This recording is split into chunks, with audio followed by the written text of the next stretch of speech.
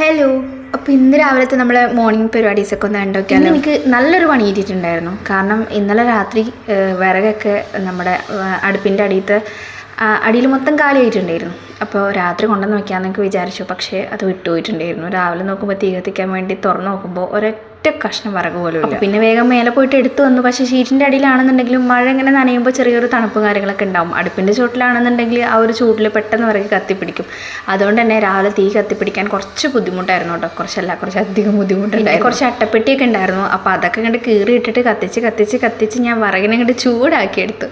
അങ്ങനെ വെള്ളം ഒരു കലം നിറയെ വെള്ളം വെച്ചിട്ടുണ്ട്, കുടിക്കാനും കുളിക്കാനും എല്ലാം പാടുള്ളത്. പിന്നെ അതാ ഇപ്പുറത്ത് നമ്മളത് ദോശയും തക്കാളി ചട്നിയാണ് ഉണ്ടാക്കുന്നത്. അപ്പോൾ തക്കാളി ചട്നിക്കുള്ള സവാളയും തക്കാളിയും വെളുത്തുള്ളിയും വറ്റൽമുളകൊക്കെ ഒന്ന് ചൂടാക്കി എടുക്കുന്നുണ്ട് കേട്ടോ. അപ്പോൾ ഇത് വെളിച്ചെണ്ണയിൽ നന്നായിട്ട് ചൂടാക്കിയിട്ട് പിന്നെ നന്നായിട്ട് മൂത്ത് വരുന്ന സമയത്ത് കുറച്ച് മഞ്ഞൾപ്പൊടിയും കുറച്ച് മുളക് പൊടിയും കൂടി ഇട്ട് കൊടുത്തിട്ട് ഗ്യാസ് ഓഫ് ചെയ്ത് വെക്കുക. പിന്നെ ചൂടാറി കഴിയുമ്പോൾ ഒന്ന് അരച്ചെടുത്താൽ മതി കേട്ടോ.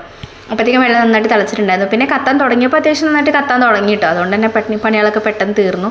അപ്പോൾ ഫസ്റ്റ് തന്നെ കുട്ടികൾക്ക് കൊണ്ടുപോകാനുള്ള വെള്ളം ഒന്ന് മാറ്റി വെച്ചു, കാരണം അത് പെട്ടെന്ന് ചൂടാറാൻ വേണ്ടിയിട്ട്. ബാക്കിയുള്ളത് ഇതിലും ആക്കി വെച്ചു. അപ്പോഴത്തേക്കും കലത്തിലെ വെള്ളം കഴിഞ്ഞിട്ടുണ്ടായിരുന്നു കേട്ടോ.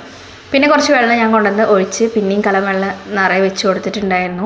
ഇനിയിപ്പോൾ മക്കളെ കുളിപ്പിക്കാനും അരിയിടാനും എല്ലാത്തിനും ഈ ഒരു വെള്ളമാണ് കേട്ടോ. മാറ്റി എടുക്കുന്നത് വേറെ ഒന്നുമല്ല, ഒരുപാട് കലത്തിൻ്റെ അടിയിൽ ഇങ്ങനെ കരിയാക്കണ്ടല്ലോ വിചാരിച്ചിട്ടാണ് കേട്ടോ ഒരു കലം തന്നെ വെക്കുന്നത്. സമയം ഉണ്ടെങ്കിലാണ് കേട്ടോ ഇങ്ങനെ, ഇല്ലാന്നുണ്ടെങ്കിലൊക്കെ ഇപ്പുറത്തെ സൈഡിൽ വെക്കും, അല്ലെങ്കിൽ ചിലപ്പോൾ ഗ്യാസിൽ വെക്കും. അങ്ങനെയൊക്കെ ഉള്ളി തക്കാളിയൊക്കെ ഒന്ന് ചൂടാറിക്കിട്ടല്ല അരയ്ക്കാൻ പറ്റുള്ളൂ. അപ്പോൾ ആ ഒരു ഗ്യാപ്പിൽ ഞാൻ വേഗം ഫുള്ളായിട്ടൊന്ന് അടിച്ചു വാരി എടുത്തിട്ടുണ്ടായിരുന്നു.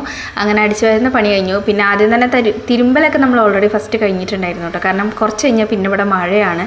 കുട്ടികളെ കൊണ്ടാക്കി വന്നിട്ട് തിരുമ്പാന്ന് പറഞ്ഞാൽ പിന്നെ മഴയായിരിക്കും. അപ്പോൾ മഴ വരുന്നതിന് മുന്നേ അങ്ങോട്ട് തിരുമ്പാന്ന് വിചാരിച്ച് അങ്ങനെ അടിച്ചു വരലൊക്കെ കഴിഞ്ഞ് വേഗം നമ്മുടെ ചട്നിയും കൂടിയും അരച്ചെടുത്ത് പിന്നെ അപ്പോഴത്തേക്കും മക്കളൊക്കെ മദ്രസ ഇട്ട് വന്നു. ഓൽക്ക് ദോശയും ചട്നിയൊക്കെ കൊടുത്തു. അതിൻ്റെ കൂടെ തന്നെ ഞാനും കഴിച്ചുകൊണ്ടിരിക്കുകയാണ് കേട്ടോ. അപ്പോൾ ഓക്കെ ബൈ.